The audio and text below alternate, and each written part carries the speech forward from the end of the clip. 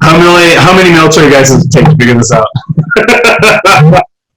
Oh my goodness, this is special. We won't mention the fact that I have an IT degree. Yeah, I know. You have a master's in IT, don't you? No, I took a few classes towards a master's. Oh, okay. I stopped. I stopped because I was like, why do I need it? Well, now we know. Yeah, I need a master's to figure out Facebook Live. Oh, man.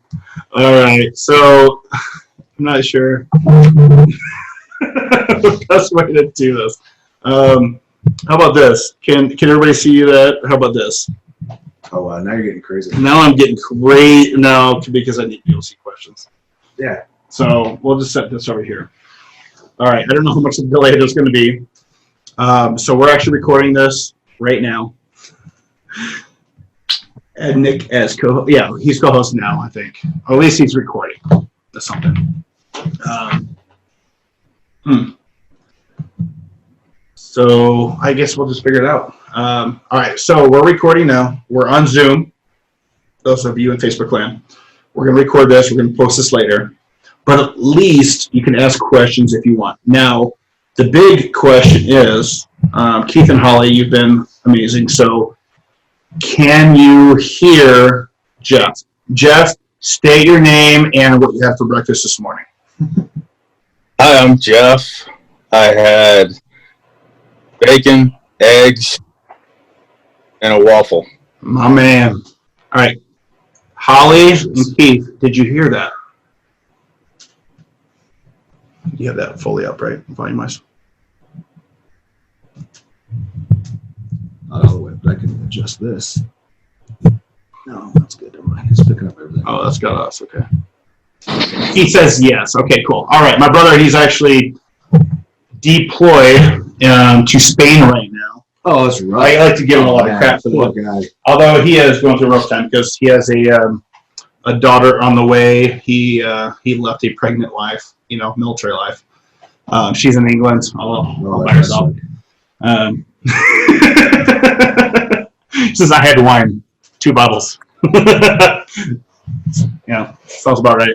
Typical Air Force. Typical Air Force, yeah, exactly. What can we say?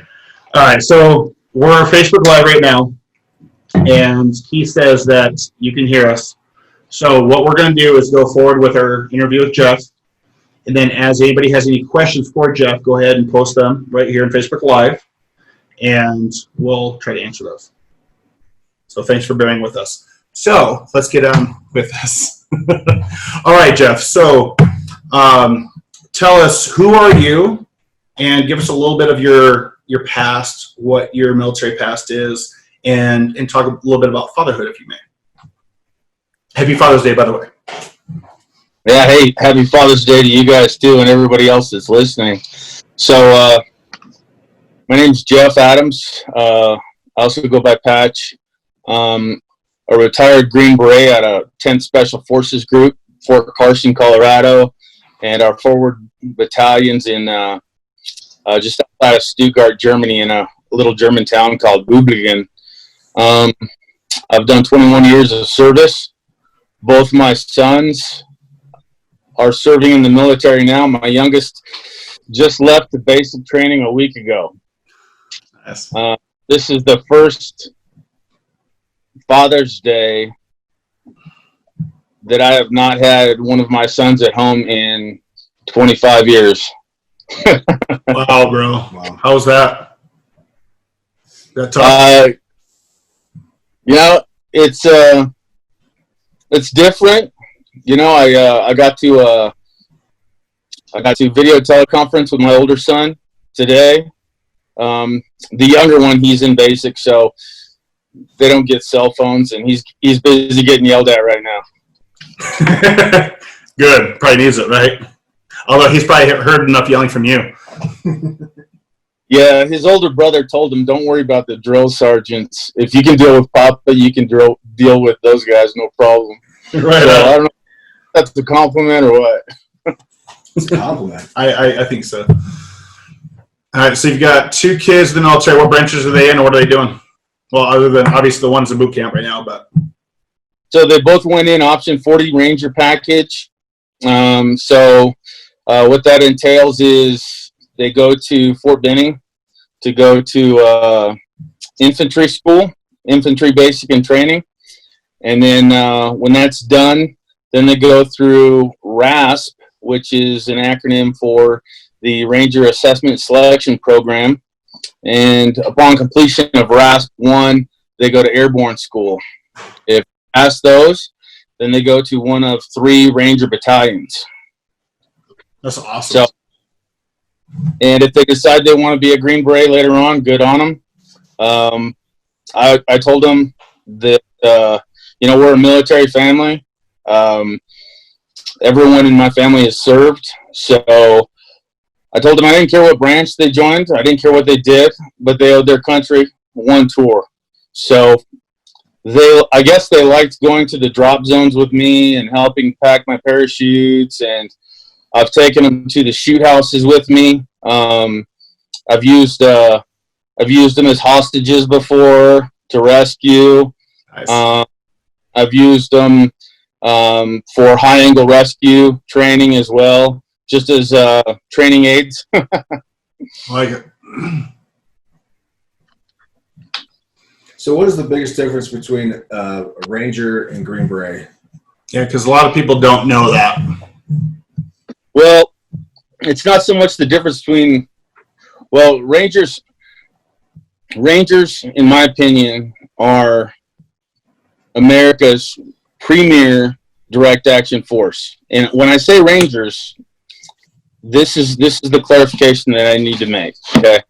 So we have a Ranger school, and there's a lot of hard charging soldiers out there that have been to Ranger school, and they have a Ranger tab. There's a huge lifestyle difference, though, between someone who's been to Ranger school and someone who is serving in Ranger battalion, who is, let's say, infantry guy with Ranger school. He might be in the 82nd Airborne Division or 10th Mountain Division or 173rd, something like that. A guy in Ranger battalion, he is deploying directly in support of JSOC, or Joint Special Operations Command. Sure. So the training, the equipping, and the conditioning is night and day different between being a Ranger from Ranger Battalion and having been through Ranger School. So that was our game plan in our family, was sending both boys to Ranger Battalion, and then they decide what they want to do from there. Like that. Forces, our primary missions are unconventional warfare, counterinsurgency, foreign internal defense, counterterrorism, direct action. And there are several other missions that we do that are off script. So it's your high-level Tier 1 ops, basically. Is that right? So, the tiered world within special operations is kind of funny. So, the tiered world, there's only 2 Tier 1 assets in the U.S. inventory.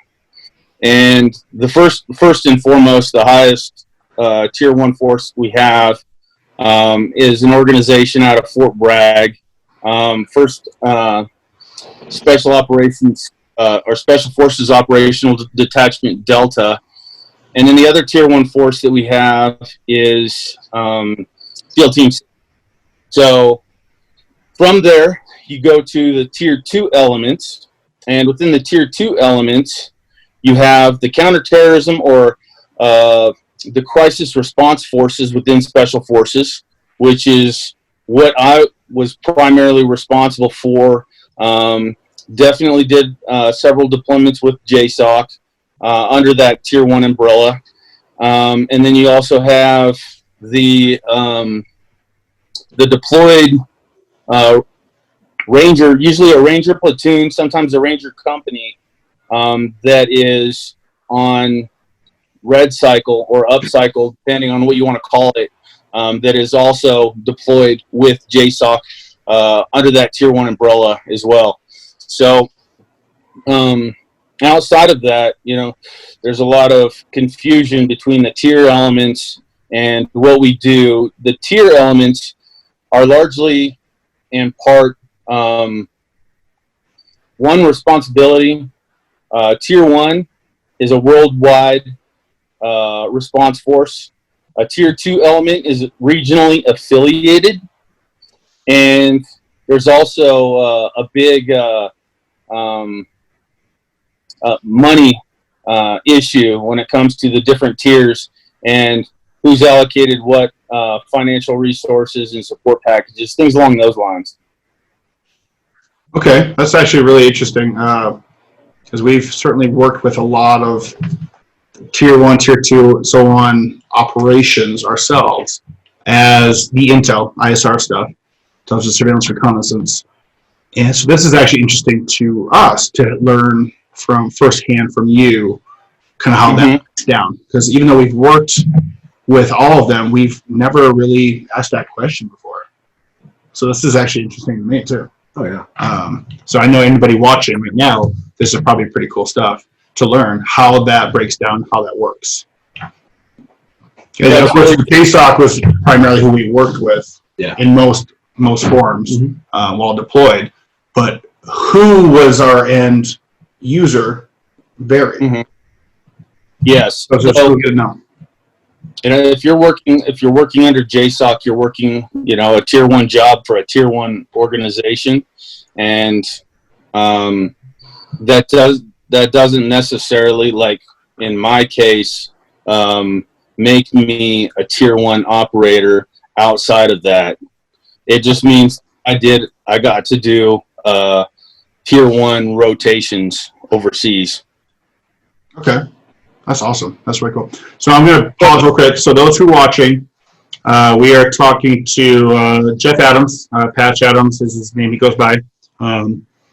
He is a Green Beret, 21 years, right? 21 years of service. Retired Army. Both sons are in the military right now. And we're doing something unconventional right now for those who are watching on Facebook Live. We're actually recording on Zoom because we're having some Facebook Live issues. Just let those who are watching know. So when you see us looking this way, we're actually talking to Jeff. You can hopefully hear him. We've already been confirmed that you can. And we're going to learn more about him and, about the organization he's a part of, which is the PTSD Foundation of America. So we're going to keep talking to him. And if you have any questions, anybody who's watching, any questions whatsoever, please ask, and we'll bring those questions to Jeff and get those answered for you. All right, Jeff. So that's kind of your background. You when did you retire? And is there anything else you want to say about your service? We understand, obviously, OPSEC stuff. Is there anything else you want to say about your service? And then when did you retire? And then, if you don't mind, going into how you got started with the PTSD Foundation. Okay. So the majority of my time within Special Forces was either on a mountaineering team, spending, I think we spend 6 months in the mountains at a time, learning how to not only survive in some pretty austere conditions, but, to excel in those locations as well. So operating in the mountains, a lot of traditional lead climbing, high angle rescues, establishing fixed lines for conventional forces, things along those lines. And then after my first deployment to Iraq, which was March 2003, Operation Ugly Baby and Operation Viking Hammer were those two main operations. Look those up on Google; they're easy to find. When I got done with that rotation, I was selected to go to organization within 10th Special Forces Group, whose focus was on counterterrorism and hostage rescue. So I went to a school called Sephardic, and it's basically an 8-week close quarters battle gunfighter school. A lot of combatives training, a lot of marksmanship, explosive breaching, things like this. So when I finished that school, I went over to Charlie Company, 1st Battalion, 10th Special Forces Group, and that's where I spent the next 6 years. I started out as a junior assaulter. So as a sergeant first class, I was a junior assaulter. And I was the number 6 man. 2 years later, I had worked my way up to being what we call a cell leader. And I became a climbing cell leader because of my mountaineering background and experience. So that lends itself to a lot of urban climbing, building climbing, ladder work, things like that. I did that for 2 years before I made E8 and became a team sergeant. So I spent 2 more years as a team sergeant, and then, and once again as a team sergeant, you know, I was no longer. I'm going to take a step back. My initial job within Special Forces was a Special Forces medical advisor. So, the military occupational specialty, we call that, you know, 18 Delta Special Forces medic. When I got done with, when I made E8, you lose the medic identifier and you become an operations sergeant or a team sergeant. So once I completed that time, all in that crisis response force, I was able to go back to 10th Group Maine. And 10th Group Maine, you know, we have 4 battalions. There's roughly 3,000 soldiers in every Special Forces group. 1,000 of those guys are Green Berets. About 100 of those guys, out of that 1,000, about 100 of those guys were in the crisis response force. So from those 100 guys, what we do is we have a course that we teach called the Special Forces Advanced Urban Combat Course, which entails fighting, advanced combat marksmanship, explosive breaching, urban tactics, you know, working every single asset that you have available to you in an urban setting. So when I left the company and came back to 10th Group Maine, I took over the program, the Advanced Urban Combat, or we call it SFALC program. I took that over for 4 years and retired from there in 2012. Like most guys, I was, you know, I was bred for war and not for silence. So getting out, like most guys in our profession, I immediately went back into defense contracting, doing defense contracting work. So my last deployment was in 2015 as a defense contractor. There is a whole lot more risk involved with being a defense contractor, depending on what you do. So for me, the things that I didn't have as a defense contractor that I wished I had was close air support, quick reactionary forces if we got in trouble, and let's see here, medevac. So those are 3 things that you take for granted while you're an active duty service member. As a defense contractor, you no longer have those things. So your planning to be a little more robust.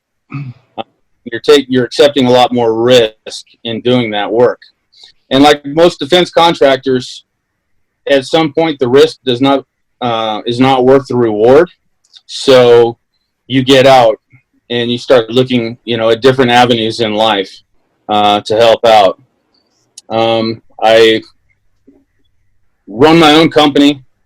I kind of got contracted to work for a larger organization teaching their marksmanship. So my company took a back seat they say when you retire, make 2 lists of everything that you loved about your career and everything you didn't love about your career.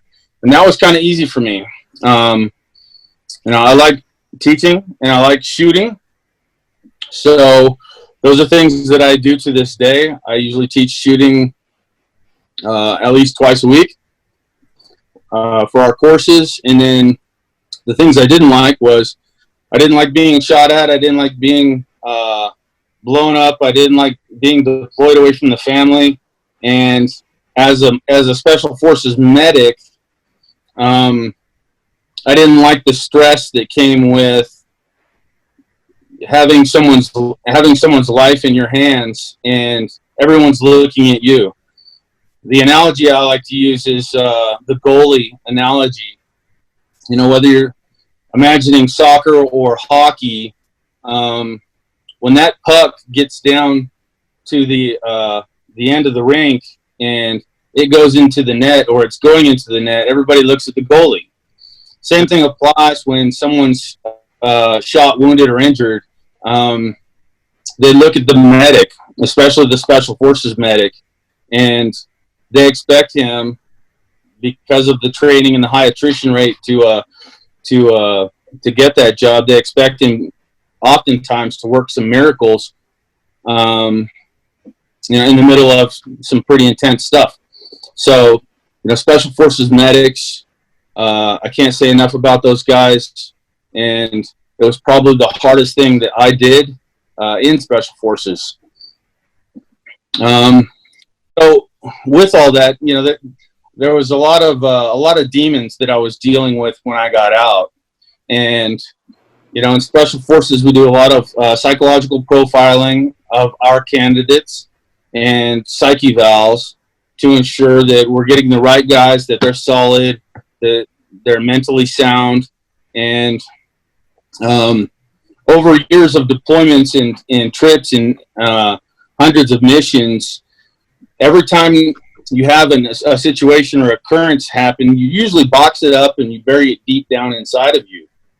Well, when you get out and you retire, all you're left with is this silence. It's almost maddening. And those boxes that you bury deep down inside of you, they start to open up and they start to leak out memories, and you don't have that brotherhood. You don't have the next mission looking forward to think about. So you're kind of stuck there with your thoughts, which led me down a really dark path. I became an alcoholic. I couldn't sleep. Too many nightmares, and I became verbally abusive to my family. So I finally had to get help and enter the PTSD Foundation and what it stands for. So the PTSD Foundation, what they do is they help to heal, the unseen wounds of combat that all our guys go through and all our guys deal with. Unfortunately, guys are they're afraid of the stigmata that comes along with saying they have PTSD.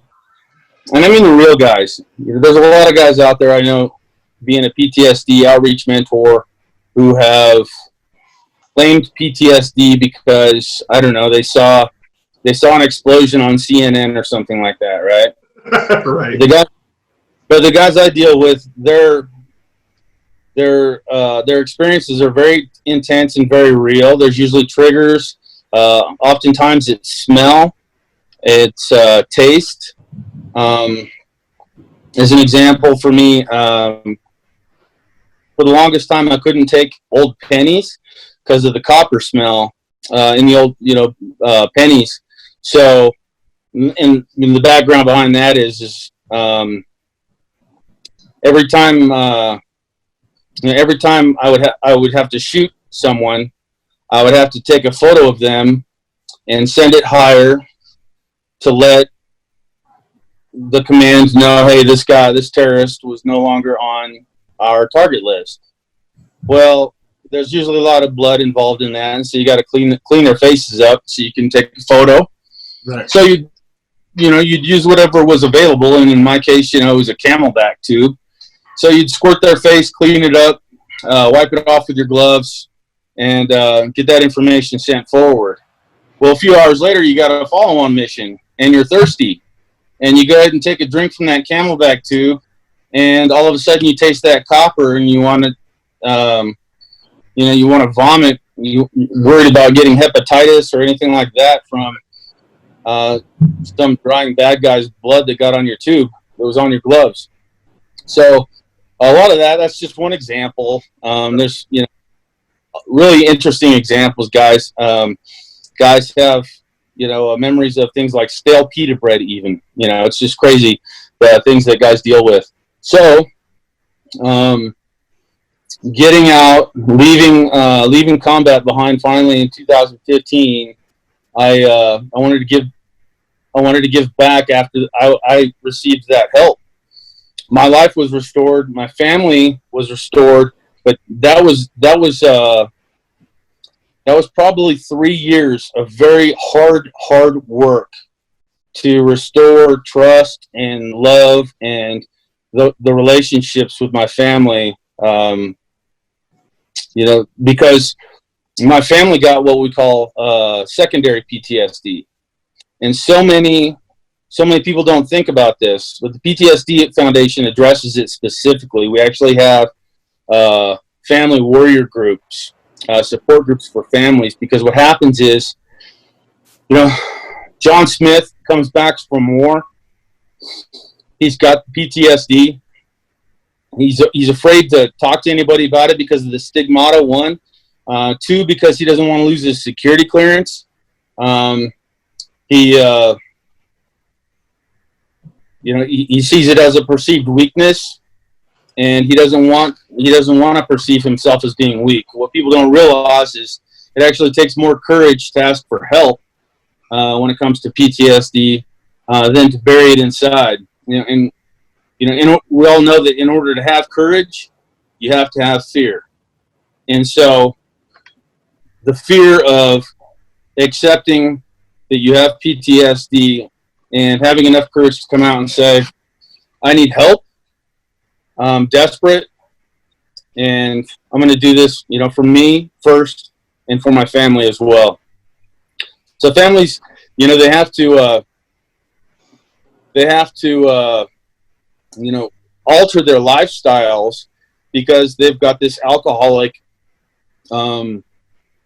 soldier living at home who's trained for war, and he can't hold a job because he can't relate well with the civilian community yet.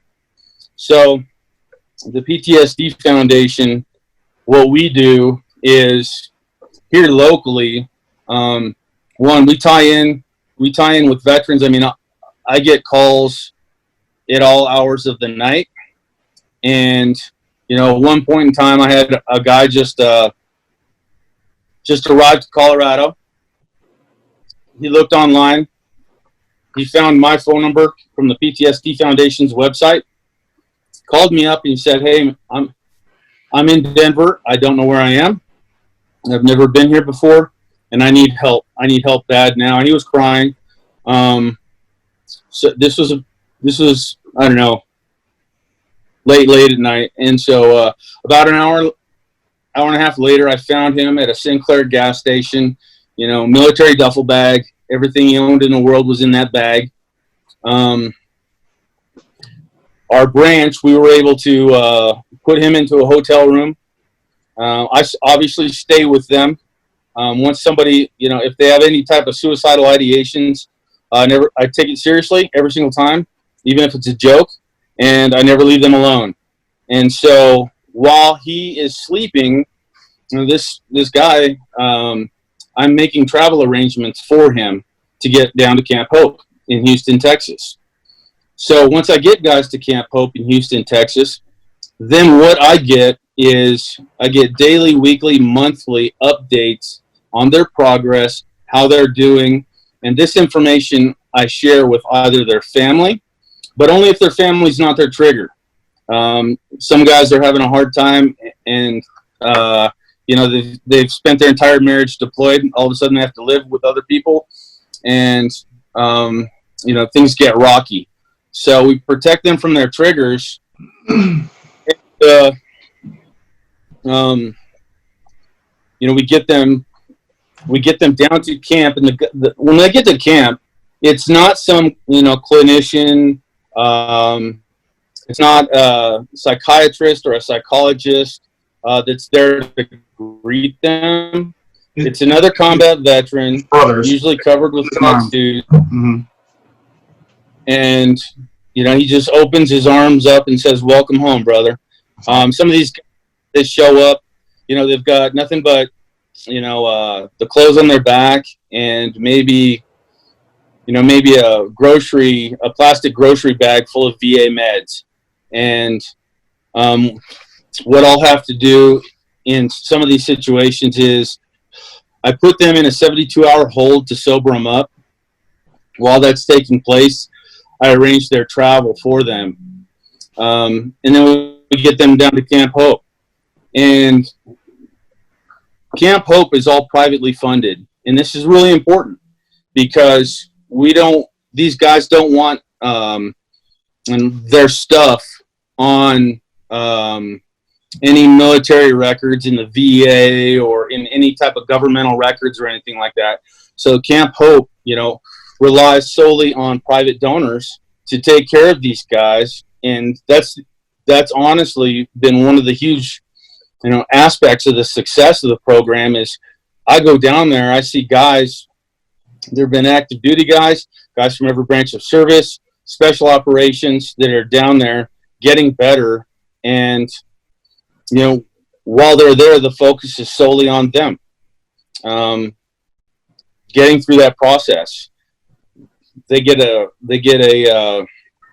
group of guys, so they're put into a team, usually about 8 guys, and we structure their day for them, and it's kind of has a military flavor to it, so they feel more at home around that environment. So in communication, I also deal with back here is sometimes the court systems, the veterans courts are, I also go to the CJC veterans wards. Guys getting out of jail, they don't want to go back to the situation that they came from because that's going to trigger them and that's going to, send them down a dark path and have them, light up again, hit the needle again, hit the bottle again, you name it. So sometimes while they're down there, if they're down there from a legal aspect, it's my responsibility to keep their probation officer back here in Colorado posted on their progress, so they know exactly how well the guy's doing, and he's attending his classes, and he's doing everything that he's supposed to. So that's kind of my role between Camp Hope and here in Colorado. Now, staying here locally, like I said, we have, we have the ability to put guys into lodging, depending on how much resources we have for the state. Oftentimes, I've got to go if the Colorado chapter doesn't have enough funding, then I go to other nonprofits and I request support and assistance from them. They'll do the same with me, and we'll make sure that we get this guy into housing. Recent example I had was I had a service member. He's Army, combat veteran, had a service dog, and a backpack. I ran into him at the VA in Colorado Springs. I started talking to him, and I said, "Well, where are you living?" And he said, "Well, I live in the rock quarry across the street." And I said, "That rock quarry right next to us?" He said, "Yeah, I stay there. I put my tent up, and I have my dog, and I try to pick a spot where there's no other homeless people staying, and that's where I stay." Well, I don't know about you guys, but I couldn't go to sleep knowing that I walked away from a guy that didn't have a home, didn't have a job, Nope. and all I had was his service dog. Yeah. So I used all the local resources in Colorado Springs because it's the largest veteran community in Colorado. So I brought him there. We went to the Veteran Service Center. We went to Mount Carmel. We went to Rocky Mountain Human Services to get him housing, get him that same day. I got him 2 interviews and 4 job applications submitted. We were able to get him nice clothing for his interviews, and then put him up in a hotel until we were able to take care of his long-term housing arrangements, because it's difficult finding places sometimes that'll accept service dogs. So that's what we do here. And, you know, there's no off switch as far as, when crisis calls.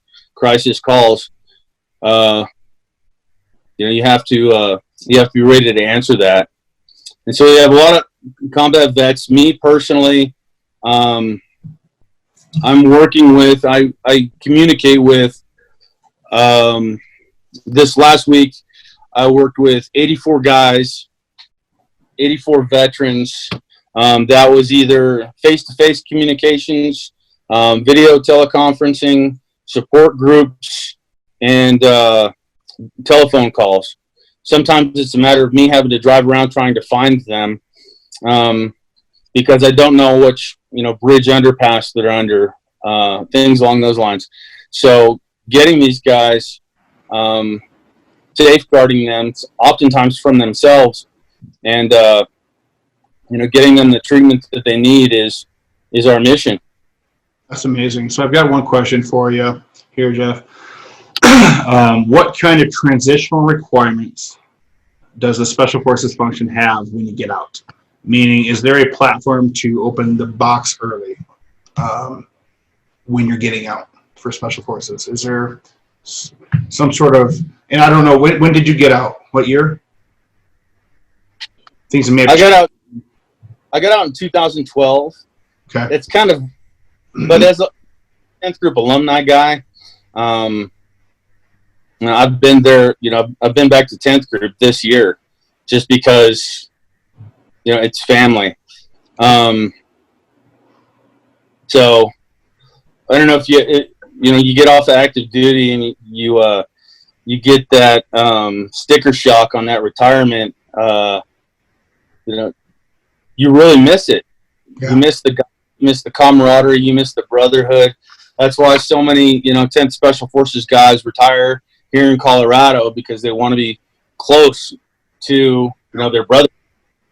So the last time I was at the Special Forces compound, talking with the guys that are there, as far as how are we helping our veterans prepare to get out, so that they don't go through what I went through, so that they don't go through what hundreds of us have gone through. And part of that is me, and getting these guys the help that they need.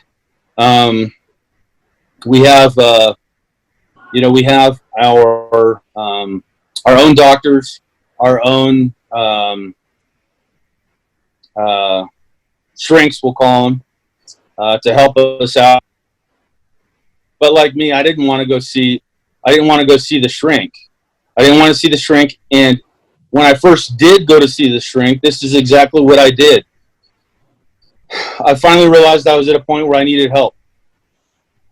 I found from a brother in a group, a shrink that was good at what they did, and they were very anonymous. Mm-hmm. So what I did, this is how much stigmata I was facing. This is what I did. I found out the location. I made my appointment. And then for 2 weeks before my appointment, I drove by the clinic, and I drove through the parking lot, looking to see if I could recognize any other special forces, any vehicles that belonged to someone from group that I recognized, because I didn't want anybody to know I was reaching out for help. Right. And the day of my appointment, when it finally showed up, I didn't park in the parking lot there. I parked in the barracks adjacent to it. And I called the doctor 5 minutes before the appointment. I said to him, "Hey doc, where's your office in the building?" He said, "Don't worry about it. Just go to the front desk, check in, and they'll let me know you're coming." I said, "Yeah, I'm just kind of naturally curious animal. I like to know where I'm going before I get there." So he gave me his office number, gave me directions to his office. I got out of my truck, I put my hoodie on, and I walked with my head down into the care facility. I walked right by the front desk. I walked right into the guy's office. I closed the door, and I said, "Hi, I'm Jeff Adams, and I need to talk. I need help." It was really healing over time. It takes time to build up trust in someone and to share, your stuff. Yeah. And it got to that point where I found myself crying in front of a grown man, and it was probably the most healing experience I think of.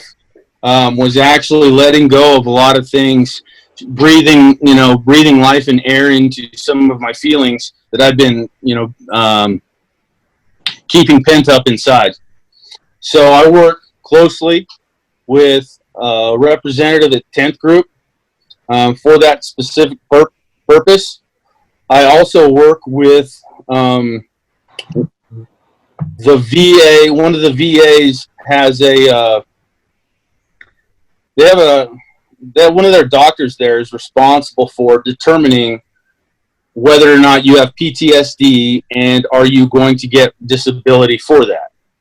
Right. So that doctor understands that they're limited in what what they can share and what kind of resources and help they can provide, because they're a government installation. So I've established personal relationships with these people, and I'd say once a month I get a call, and it's, "Hey, I got this guy. This is his number. He's agreed to meet you." And when I get a call from these guys, this is how it plays out. So the VA doc, they get 10 people a day. Let's say, as an example, 10 people a day, and claiming PTSD. Let's say 6 of these people, they don't really have it. They're just claiming that they have it. And this doc knows it because this doc has seen the worst PTSD. So 4 people actually do have PTSD, and one of them is in crisis. Right. And that person that's in crisis is usually the person that I get a hold of. So, in level, it's legit. It's serious when the doc sends them to you, because the doc even, "Hey, this is serious. You need to talk to this guy." So working with all the other nonprofits in the area, working with the vet court, working with the sheriffs at the vet ward at the CJC, working with the VA. This type of work that I do is all about relationship and trust.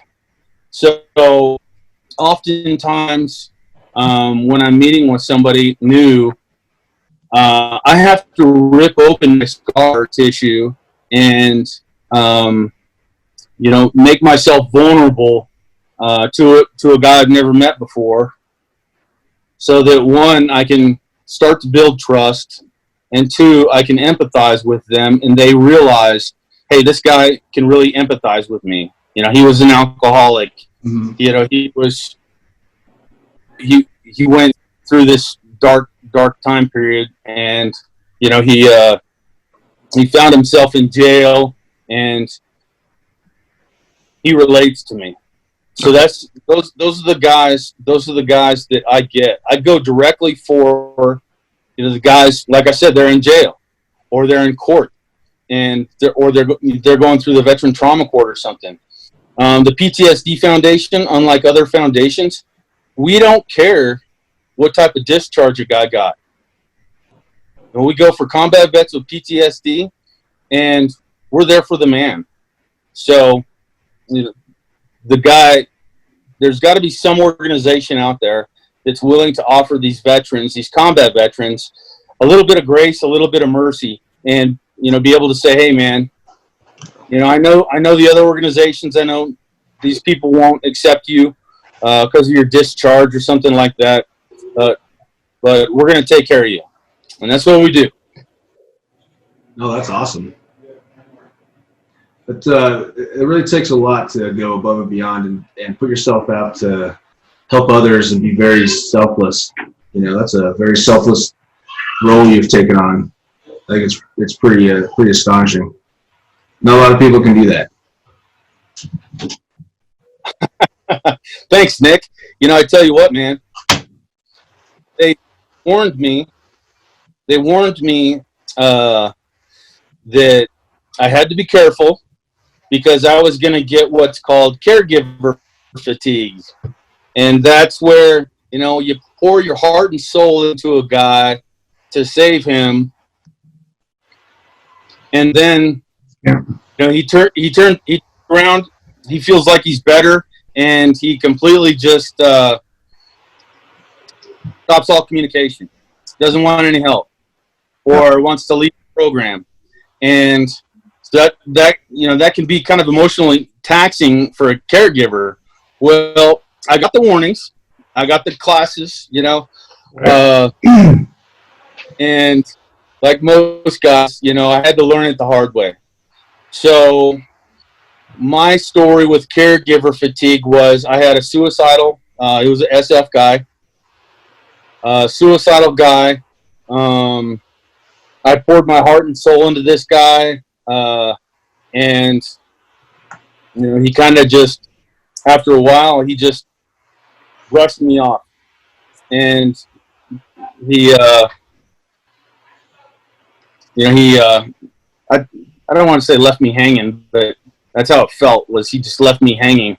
And so I was kind of taken aback by that, and I was like, man, I poured hours and hours and hours and days and weeks into this guy, and this is what I get out of it. Well, the next week I got my suicidal guy, and I had some emotional scarring still from the guy before that.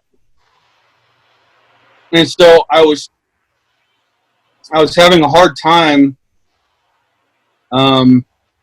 wanting to go back and rip open those scars and revisit those memories with someone who was dealing with that. Honestly, they deserved my best and they needed my best. And because I had caregiver fatigue, what I did was I reached out to one of the other mentors in the nation that do what I do, and I tapped out and I said, hey, man, I need you to come in here and I need you to help this guy, and I need to get back to Camp Hope myself, and I need to get a little help to kind of recenter myself. So, and once you go through that once and you're able to process it better when it happens in the future, now you're ready for it, and now you've got healthy boundaries that you set up, and these are important things as caregivers and care providers. Is initially you're gung-ho, I was nonstop, and it got to the point where it was affecting my marriage, because I'd be out in the mountains of Colorado trying to find a veteran who's suicidal, he's alone in a cabin, and he's there's no cell service there. There's no cell coverage. And I'm going into that. and I don't know what I'm going to see when I go in there. And I don't know, I've got to think about my safety. I've got to think about a lot of things going into that. So, a situation like that, I was able to locate a former Green Beret who happened to be a sheriff as well. And, I took that guy with me, and the two of us, we went, paid this guy a visit, got him sobered up, got him into treatment. And, to this day, we're brothers, we're close friends. And, I don't look at him and say, I remember when you were really bad and this, that, and the other, because, that's my story as well. Right. So, for one, that's a beautiful thing that you've done. And one of my questions you just answered that was, how do you protect yourself as well? Because, everybody who will watch this knows, or most people know, the Chris Kyle situation of, being that caregiver that, ultimately that's how his life ended. It's because you get that one crazy person. And so that's awesome that you called basically back up a brother to go there with you and kind of be there with you. So that's awesome. So that's a tough thing you're doing. I mean, you're a caregiver in the field, especially as a medic, but now you're a caregiver emotionally and mentally, and that support. And that's a tough thing. That's heavy, and still just almost just as dangerous in a way, or more dangerous because you're caring for those who have some pretty badass skills, who just might be completely lost. thank you. I think, it does take a guy with a certain type of, compassion, understanding, one, but two, you got to be able to take a punch. Because, if I go to a guy and he's drunk, right, or he's high, I can give him the best advice in the world. I can give him a Pulitzer Prize winning performance, and he's not going to remember anything the next day. So, my strategy in those situations is I go out there and I go into babysitter mode. I'm there to protect the guy from himself, and I'm there to protect his family. And while that's taking place, I get the guy bedded down and, pull guard duty on him. And then the next day, when he comes around, and he's lucid and he's, he hasn't started drinking, or he hasn't lit up, or he hasn't, grabbed a needle. That's when I formulate a strategy with this guy. And I have to time it perfectly, or not necessarily perfectly, but I have to time it so that the discussion happens while they're sober, and they understand the ramifications of their actions and what we're trying to do for them. So there's a lot of that takes place, and while they're drunk, they are 10 feet soundproof, I'm telling you. Right. So, and that's in the moment too. Obviously, like, you just have to be there, just be compassionate in the moment, and then cater to them. Now, that also comes to the next question somebody asked here was, how do you focus on long-term growth? This actually is my brother that asked this, Keith. How do you focus on the long-term growth? I mean, the brotherhood is strong. Brotherhood is huge. But is the brotherhood also trained with the tools to focus on post-traumatic growth? And then again, there's an E7, in the military, active duty. So these are things as in E7 he's dealing with his guys. So how do you focus on long-term growth? So for those that don't know, post-traumatic growth is a term that's often used for someone who has had PTS or PTSD, The difference between one and the other is, post-traumatic stress is your body's natural physiological response to an extremely stressful situation. When it becomes PTSD is because it's chronic, and your body's been re-exposed to this so many times. Now I have the tools.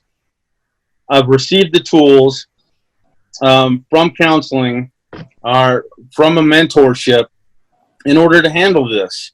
And so I'm going to have to dig into my toolbox and pull out that tool so that I can handle this post-traumatic situation and turn it into a post-traumatic growth experience.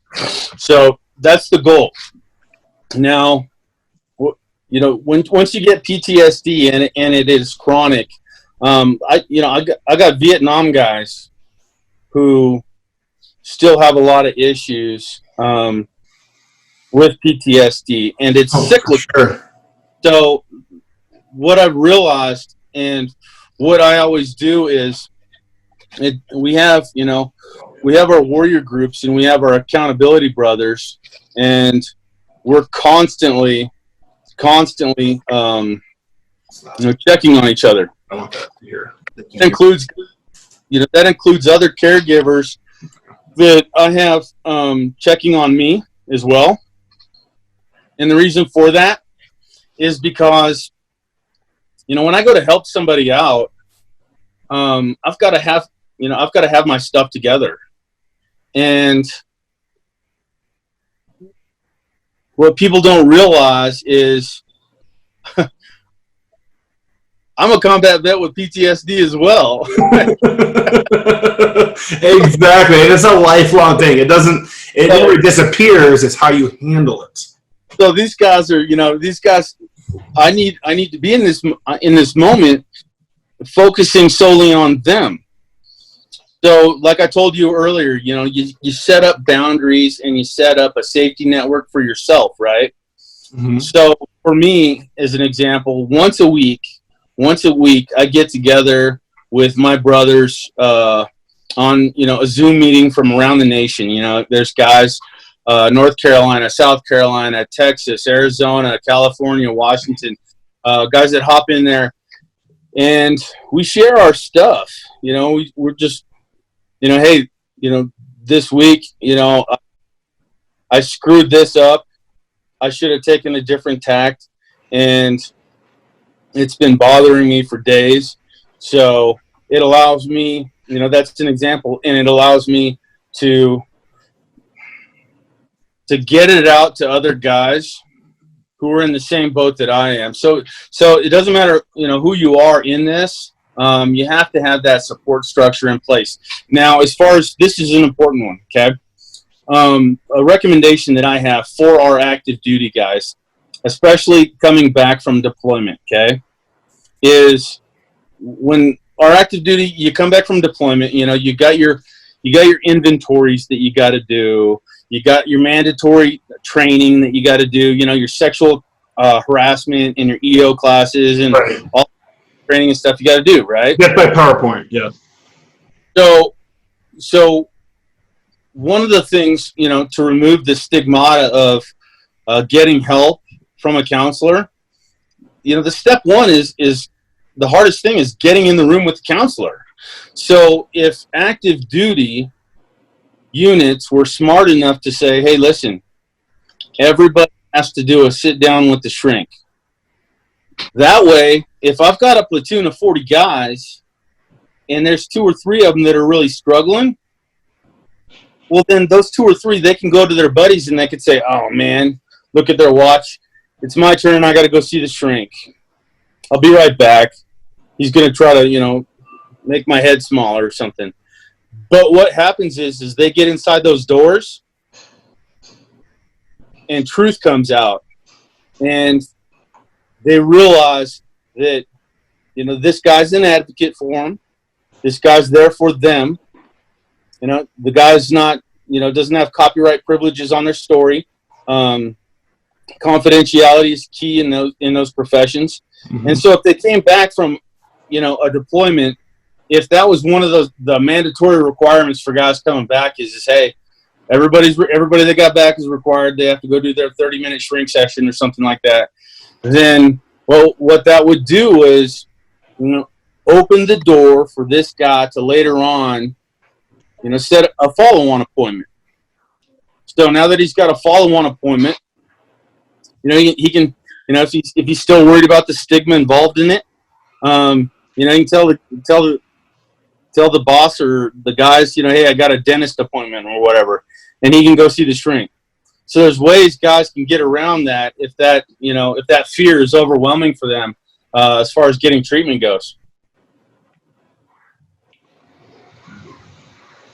So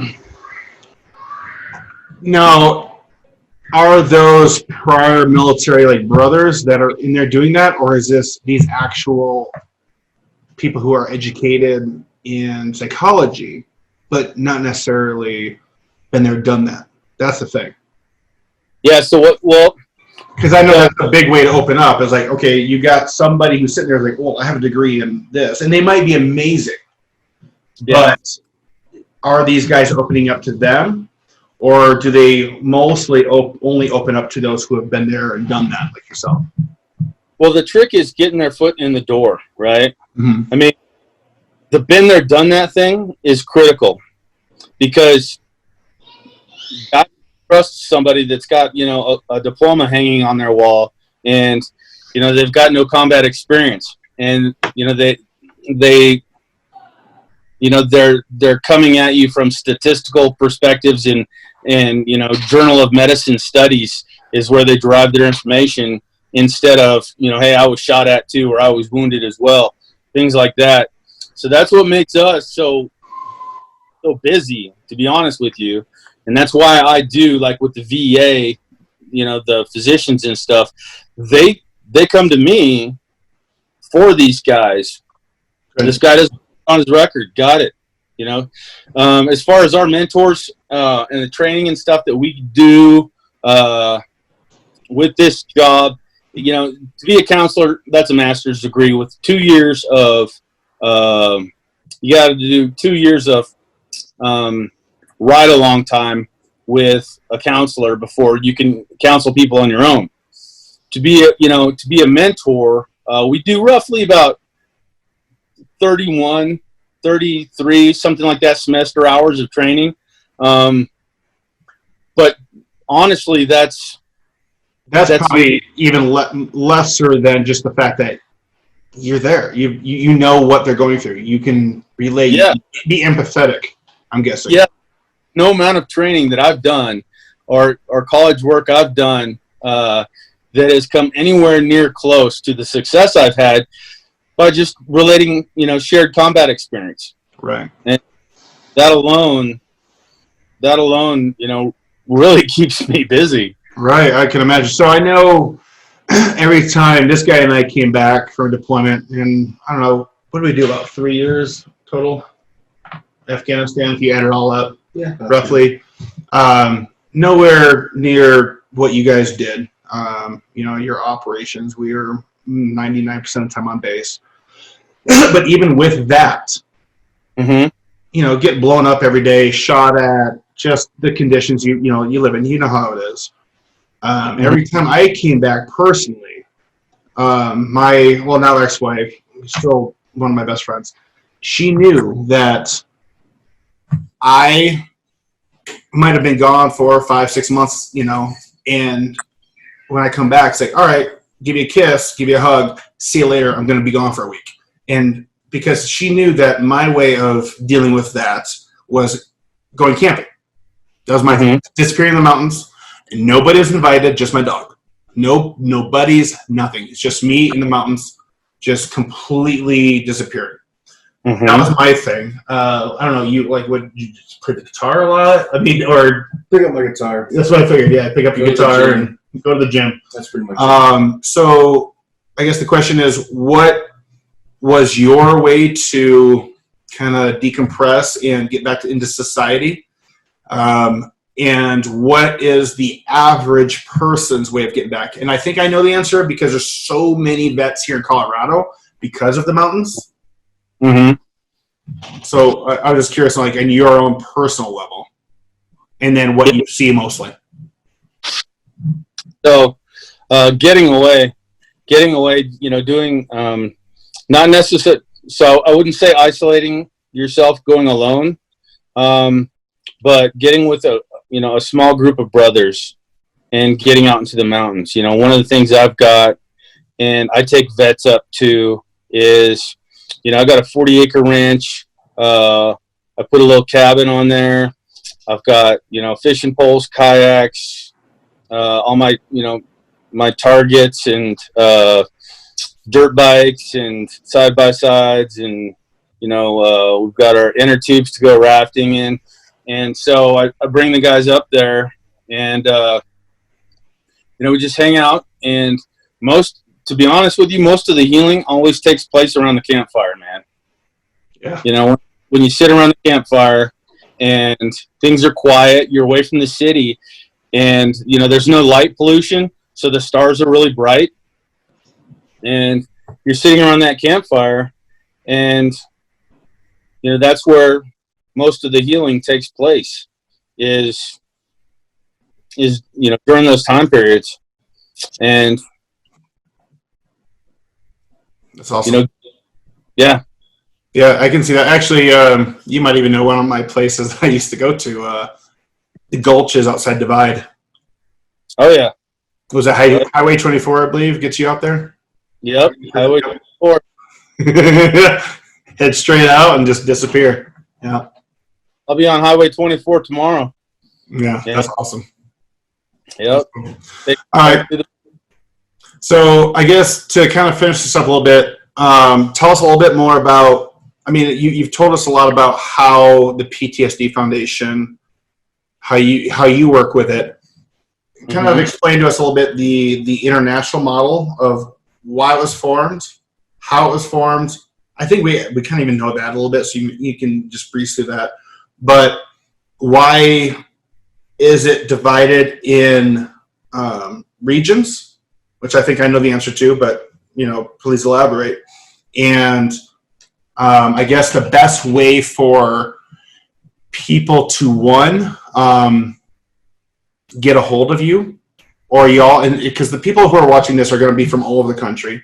So maybe get a hold of their local. So kind of just, I guess, describe the structure, if you don't mind, and then how they can donate or help out in any way. Because it might not even be just funds. It might be supplies, might be whatever. So if you can get into that a little bit, that'd be awesome. Yeah, so a few of our guys, back in 2009, they were suicidal. And they were like, this is no way to live. Right. So they went and got help. They got some financial backers that donated, I believe they donated 8 to 10 acres for us just on the southeast side of Houston. And so we started bringing guys in, and we had a building. That was it. And it was just us taking care of each other and taking guys to the VA to get their medications and so on and so forth. Well, 2019, we celebrated 10 years. We've grown. We now have 84 beds. Due to the COVID-19 thing, we had to bring in 3 sleeping trailers with temporary lodging. And the guys that normally live out there as mentors, they gave up their rooms, and they themselves, they went and slept in these temporary beds, and some of them still are, so that the guys that are actually going through Camp Hope, getting the help that they need, restoring their sense of self-worth and value, and restoring their families, and they've got a good solid bed and a good room. So guys show up down there, they might not have anything. It started in this one place. We actually like the fact that our Colorado camp is in Houston, and the reason for that is because when I'm down in Houston, a lot of the guys that are from that area, their triggers try to find them. It could be a drug dealer. It could be an employer. It might even be a family member. Sure. Trigger. So that allows, you know, our guys here, they don't pay for anything. You know, we provide their airfare. You know, once I get a guy, let's say out of detox or something like that, I use TSA Cares, and that allows me to escort him through security, and get him actually on the plane so he doesn't get sidetracked at any airport bars or anything like that. And I call up down there and I say, you know, hey, Chris, yeah, all right, John's on the plane, man. He's coming to you. And Chris is like, roger that, ready to receive. Awesome. Started like that, and it's grown. Like I said, we've got a barracks building, we've got a gym, we've got a cafeteria. Our cooks, the guys that volunteer cook at the cafeteria, are also combat vets with PTSD. So everybody that works there helps out. You know, if they you know, they've got a cooking background, then they cook for all the guys, you know, at mealtime. We also have now a VA, an actual VA nurse that's there. So when our guys show up and they've got their VA medications and whatnot that they need to take, you know, especially things like antipsychotics, antidepressants, anti-anxiety medications, she's there. And, you know, during the time period where guys need their meds, they go to her office.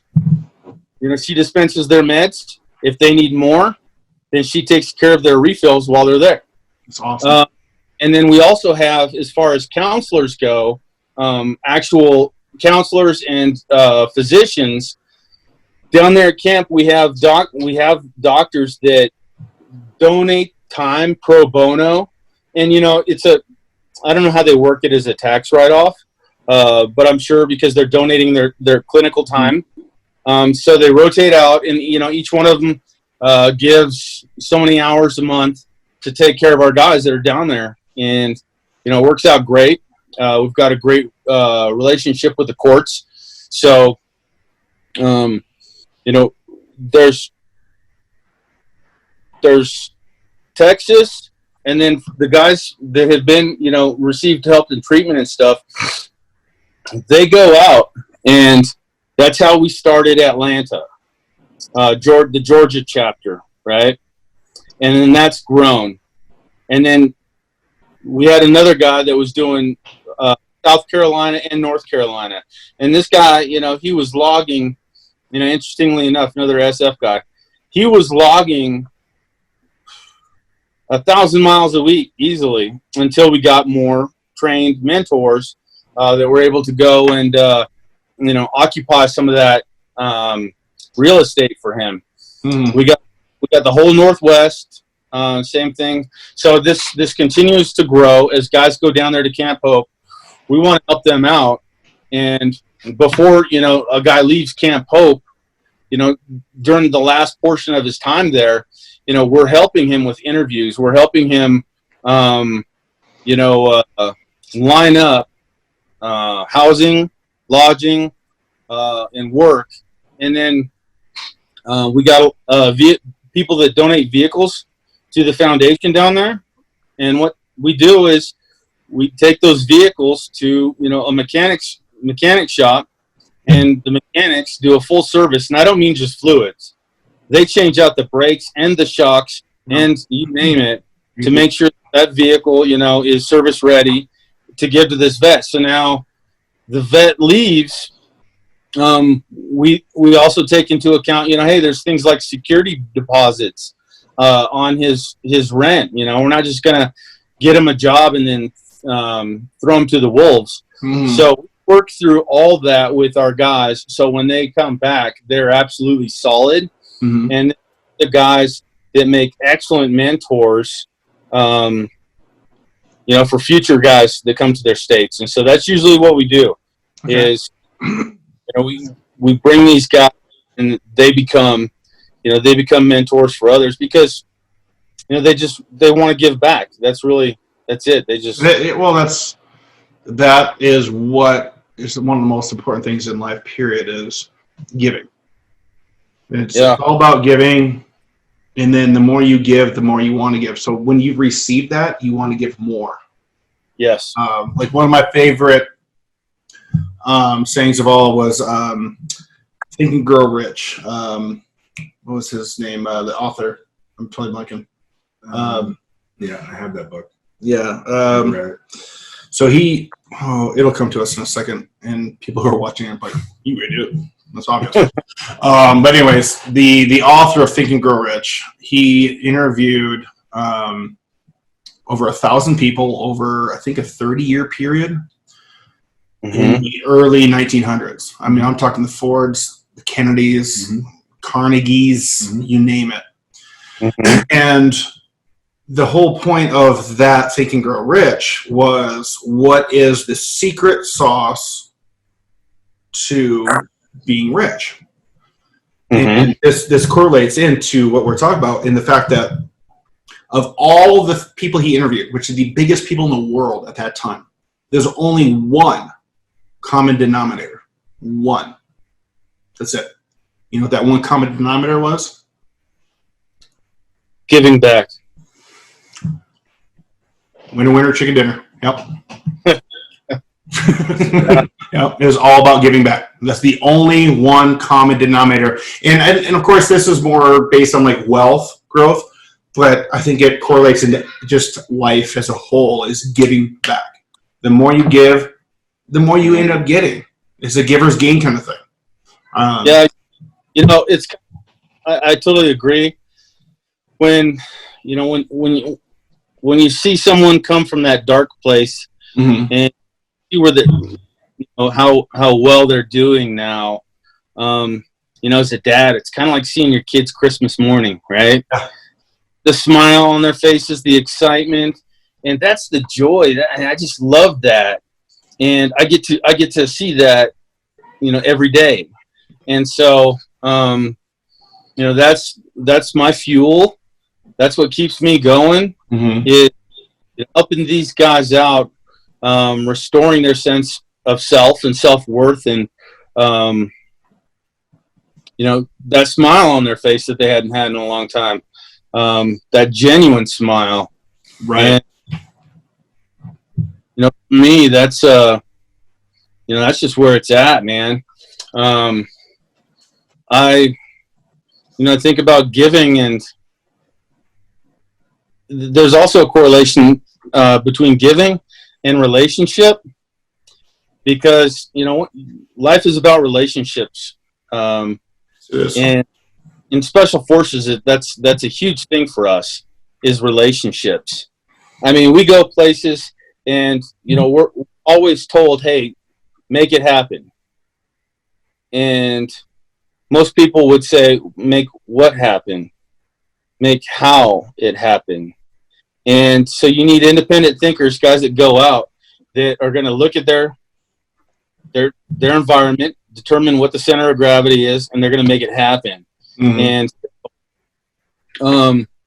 oftentimes, a joke is, if a commander tells a team guy in SF to make it happen, the only rule is, don't ask him how he made it happen. I knew that was coming. Just get it done. I don't want to know how. Just get it done. Yeah, right. Absolutely. That's right. Happen. Mission accomplished. Yeah. So that's it. Yeah.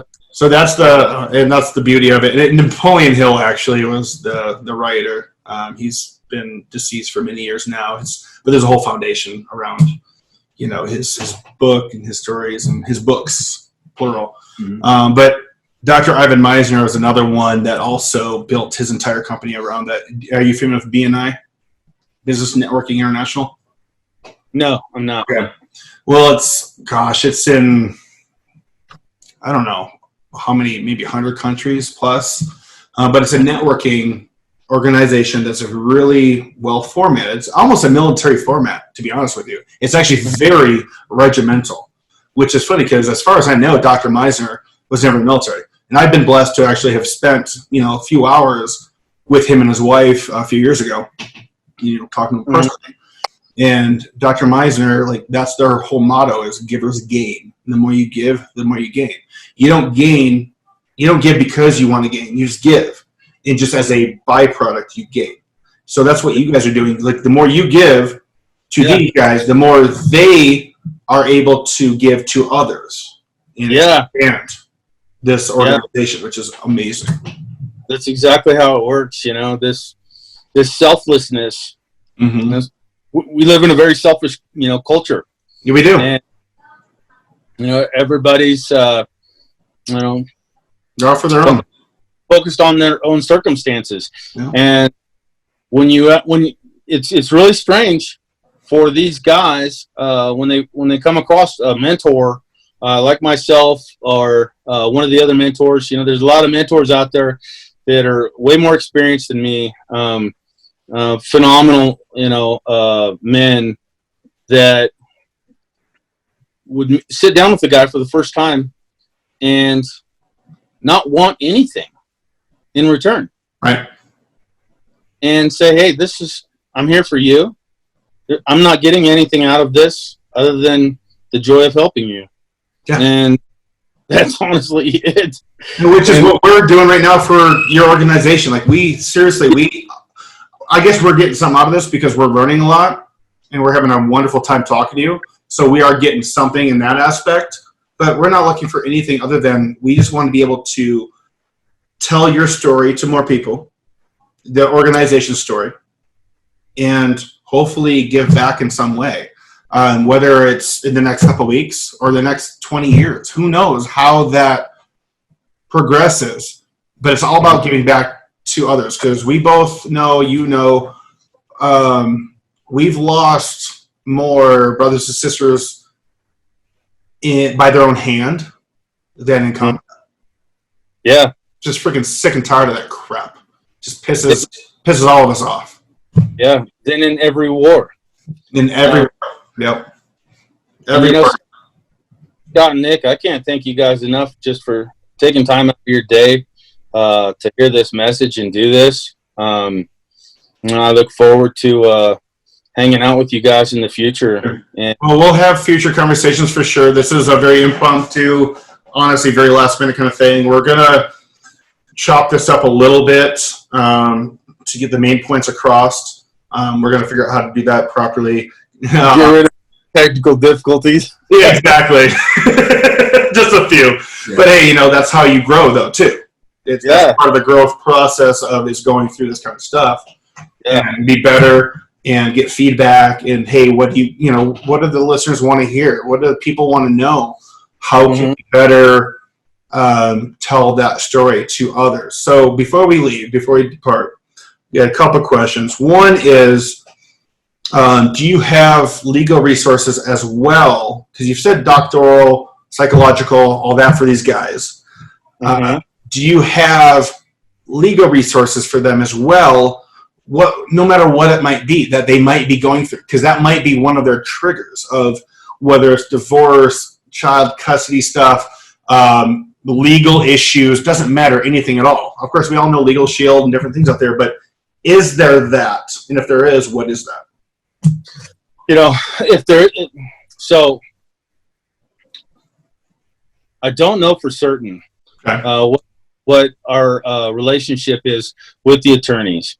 Okay. But I know that because we do have a relationship with the court systems, that the foundation, at a minimum, has their contact list of vetted, approved attorneys that are veteran friendly, guys that they work with. Now, as far as pay and things like that go, I have no idea. And that's what we were talking about earlier and that's why I went to that question. Is obviously there's pro bono doctors. You said, I don't know if they're getting tax benefits or not, whatever, that's fine, that's on them. Because there's plenty of attorneys, and shoot, we know a couple ourselves that we actually work with who are also close friends, and one of which is a Army combat veteran who's an attorney here in Colorado who does a lot of pro bono stuff for vets. So I'm just wondering if that's like something that's pushed throughout the entire organization, and if you need more, which also leads to the next question is, what do you need the organization? What does it need? What is it lacking that would help out, and not just financially, just as a whole? And maybe that's one of those answers, and maybe there's some other stuff. Anything. It could be supplies, it could be whatever. What are the needs right now? So usually once every month, I come out and I'll either post it on our social media, PTSD Colorado for Facebook and Instagram. And we have for people that are interested in helping us, we have our needs list for guys at the camp. So let's say a guy shows up at the camp and he has nothing.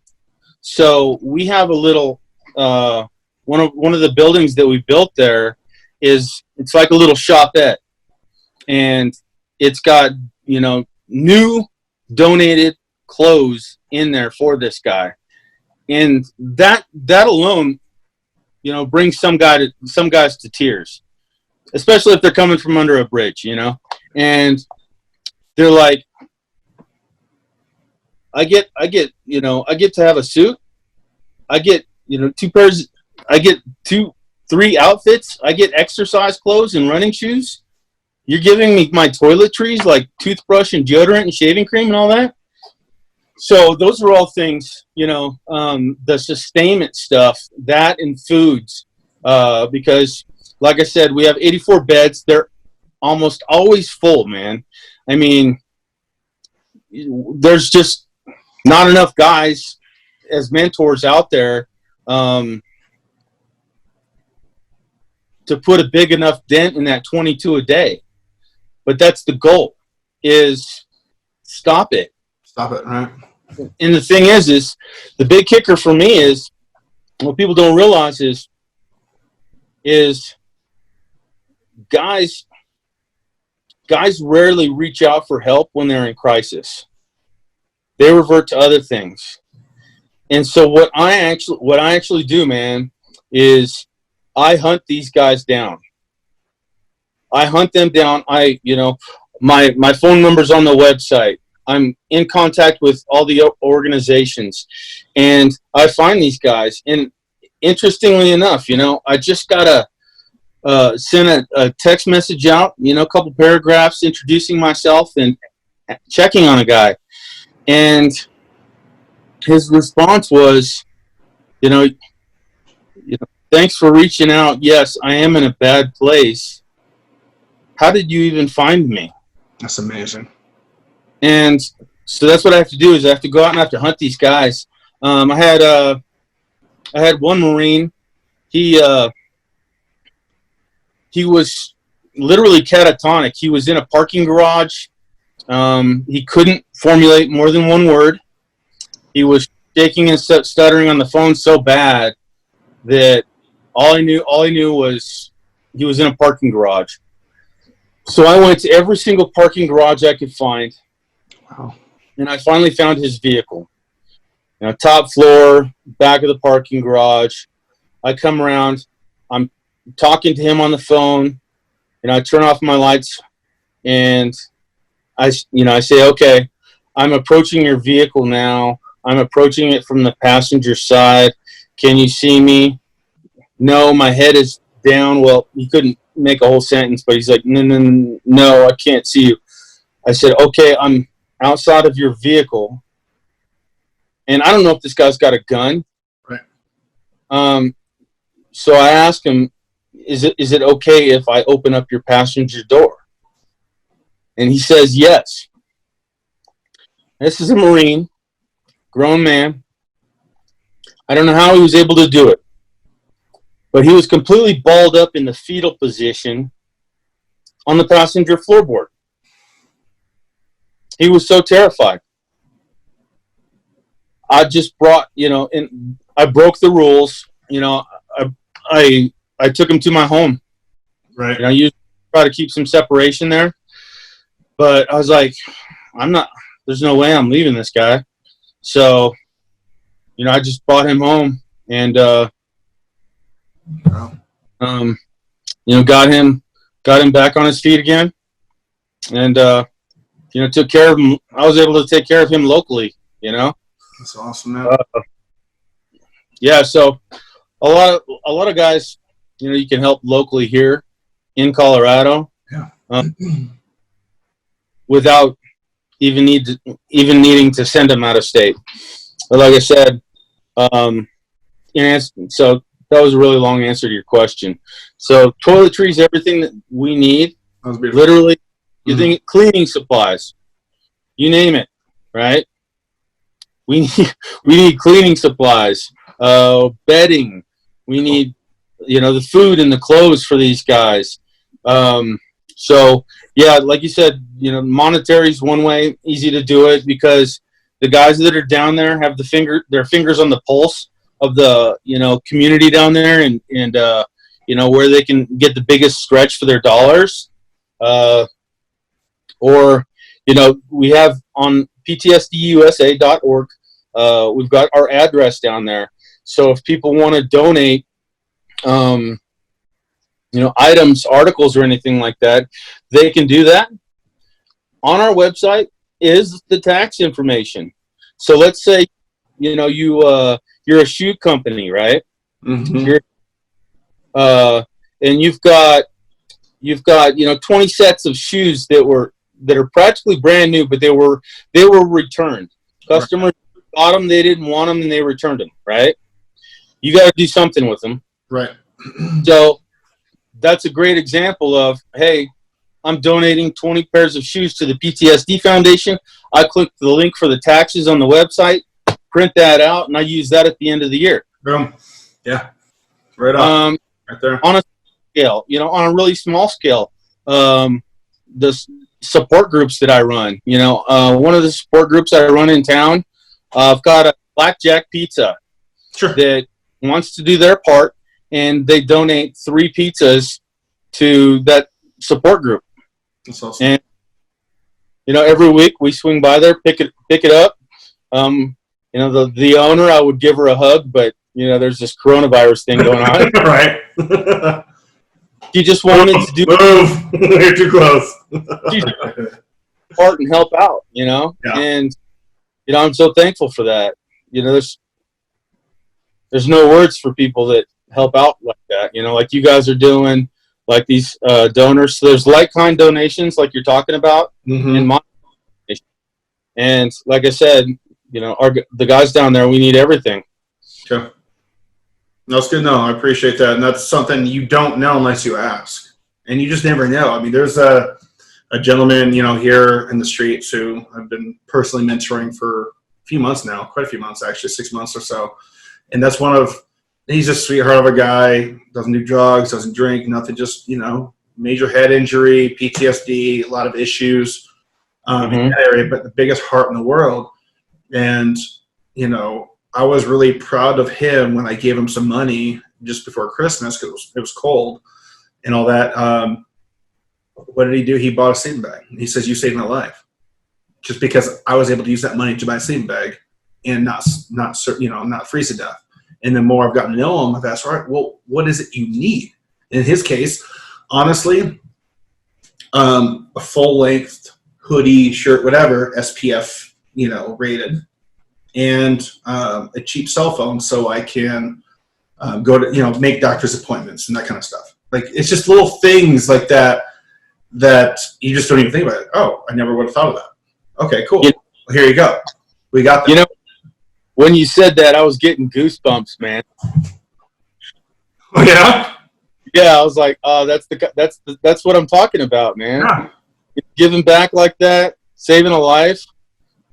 Just something like a sleeping bag, It can save a life, yeah, man. You just never know what it is. Yeah. Yeah, like I said, that gives me goosebumps. And that's what it's all about. Yep. All right, well, it's getting late. I got to get the kids home. Do you have any questions before we let Patch have the last word? No, I don't think so. No? Okay. Nick, bench. What's that? What's your bench? Oh, these days, I think I get up to. I haven't maxed out. I try to stay at about 275 for my reps. I don't try to max out. I'm getting old, man. 275, about 30 reps. Just 10 or 12. No big deal. There you go, man. That's pretty good, man. I always, I joke about that because one of the things when I teach shooting is, teaching competitive shooters to be faster and better competitors. So a question I always ask my shooters, jokingly, like in high school, what's your bench? I always ask the shooters, how fast can you shoot? And most of them don't know. So I set up a drill for them. Mm-hmm. I remove every variable, and I simply want to know how fast their finger can press that trigger. Right. And, most guys are surprised to know they can shoot 3, 4, 5, 6 rounds a second, right? So then what I do is I take that, and then I work some Jedi stuff in drill work, and I slowly get them to shoot that fast accurately. Yes. So taking somebody from an expert class to a master class and shooting competition. So it's like, you don't know how much you can lift until you try it, that 1 rep max. You don't know how fast you can shoot, until you try. And if I remember correctly, you're at least familiar with or know personally Jimmy Graham? Oh, yes. Yeah, that's what I love his training sessions like that with the shooting. It's usually 3 or 4 rounds in a mag, per mag, and it's how fast can you shoot, hit the target accurately, replace the mag, shoot the next target, replace the mag, shoot the next target. And it's amazing what you can do once you're trained to do it. It's just, it's awesome. Yeah, that's exactly right. Those speed reloads that we do, those are staples for me. So I probably do the reload that you're talking about, the drill, shoot, reload, slide lock reload. And I probably do no less than 40 of those a week. That's amazing. And that's what it takes is that practice. Like even in his non-prime, I've seen him go through 3 mags, 3 or 4 rounds per mag, accurately shoot all of the mags, all the rounds. So it's 9 rounds at least minimum, in about 4 seconds. It just freaking blows my mind. Like 4.8 seconds, I think was the last one I saw. Like, how did you do that? Here, I'm like trying to break 10 seconds. So just because he's a SEAL and I'm going to bust his balls. That's what you're supposed to do. I do it all the time. One of the drills. So I wanted to know what his drill was, and that was his drill. Right. His 3 reload, 3 reload, and I was like, okay, that's the drill. Let me go out and do it. Let me just see how I can do this drill, right? Sure. And I went out cold. I'd never done that drill like he has it laid out before, and I was at like I don't know 5 seconds or something like that, 5.5 seconds. Amazing, yeah, pretty fast. And he came back with those times, and I was like, okay, wait a second. So I had to go talk to some of my buddies at Able Shepherd, right? And find out what the deal was. And there's some gamesmanship that's going on behind that drill. My drill that I gave him was a classic bill drill, which is, you got 1 target, 7 yards, A-zone hit, draw from the holster, and shoot 5 rounds. Yep. They got to be all in the A-zone. Yep. But you got to do it all in under 2 seconds. Oh, nice. Yeah, they haven't been able to come back with that one yet. I like it. That was good. And that's one thing we have to do. We have to draw, but yeah, this reload. But wow, yeah. Yes. 5 seconds. Oh, you said 2 seconds, 5 rounds, A-zone. Yeah. From the draw. Right. So as soon as you hear the buzzer, yep. That's awesome. Yeah, that's legit. So it's just fun because the other instructors that are out there, they've got their drills and their parlor tricks and stuff like that. I like that because there's very few instructors out there that I've come across that I really didn't get along with. Sure. Jimmy's definitely one of those guys that I like. Amazing. He's an amazing man, period. Father, everything. Yeah. He's just a husband, you name it. Like he's that guy. Jimmy and I, you know, as far as I think our thought process, our ideology, our character, there's so much alignment between the two of us. Yeah. It's just, I'm down in Colorado Springs, he's up there in Denver, right. And you know, he's going. He spends most of his time at his Able Shepherd shop in Centennial. Yep. So, you know, every now and then I'll shoot him a text, call him on the phone, something like that, and say hi to him. But I don't get to see him that much. I don't either. I haven't seen him in a while myself, and it's actually gonna say I miss the dude. But he's a great man. He's a great dude. He is. Yeah, a lot of guys like that out there. You know, a lot of guys. You two are a perfect example of it. You know. Well, appreciate it, brother. But thank you so much for everything. Thank you for your time. We really appreciate you taking your time and deal with our technical difficulties, especially. We have so much content. I know. Nobody's going to know because we're going to be able to chop it up, but this was perfect. Yeah, except for those people watching. Good night. Great talking to you.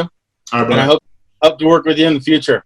We will. We'll definitely be talking more in the future. We'll have to take a trip down there and get some shooting in. Yeah, maybe you can teach us that whole 2-second drill. Yeah, absolutely. JP Enterprise that I need to dial in. All right, there you go. Yeah, we'll get that dialed in for you. No problem. Sweet. All right, brother. God bless, man. Take care. Cheers. Bye. Bye.